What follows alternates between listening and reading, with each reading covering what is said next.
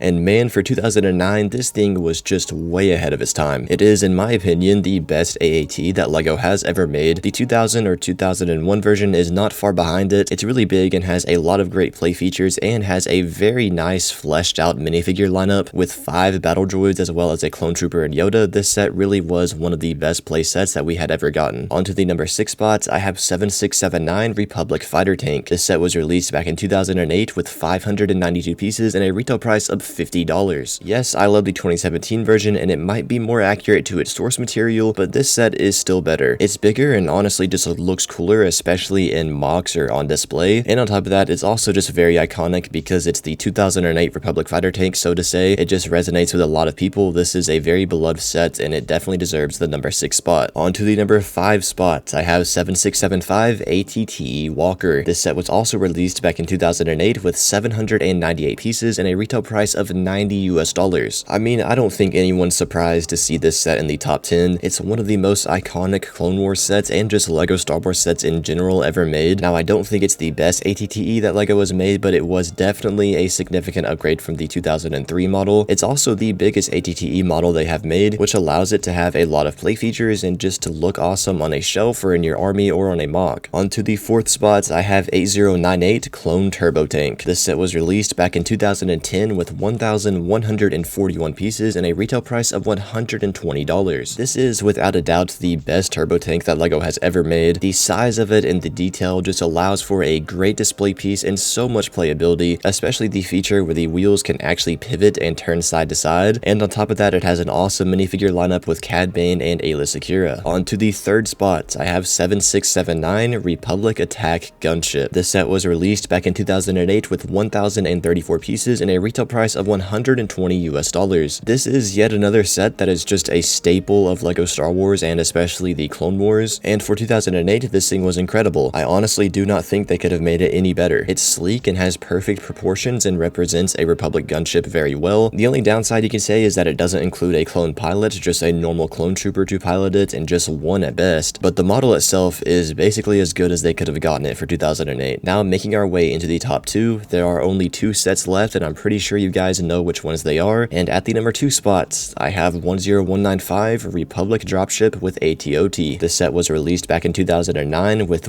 1,758 pieces and a retail price of $250. I actually just talked about this set recently in my top 10 Geonosis sets video, and I mean, man, this thing is literally the ultimate playset. It's $250, has over 1,500 pieces, it's the biggest playset we've ever seen, and the dropship itself is one of the most impressive Star Wars builds of all time. I think it would easily hold up today in 2024, although the reason I am not putting this at the number 1 spot as much as I want to is because the ATOT is really not up to par with the dropship. The dropship was way ahead of its time for 2009, but I don't think the ATOT build quite was. And sadly, the ATOT is a significant part of the set, so I have to leave this in the number 2 spot, so that only leaves one set left for the number 1 spot. And this is probably going to annoy some people, but honestly, I don't care at all. At the number 1 spot, I have 75367 Venator Class Republic Attack Cruiser. This set just released in October of 2023 with 5,374 pieces and a retail price of $650. I mean, this set is undoubtedly the best. The build is literally perfect, and I mean that. No whining about it not having a hangar bay, no whining about it being based off the Clone Wars and not Episode 3. The build itself